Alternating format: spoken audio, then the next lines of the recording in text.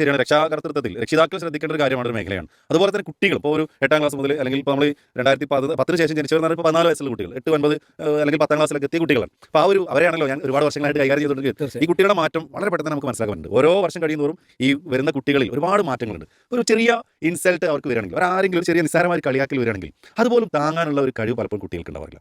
അപ്പോൾ നമുക്കൊക്കെ എത്ര ആളുകൾ നമ്മൾ കളിയാക്കിയിട്ടുണ്ട്.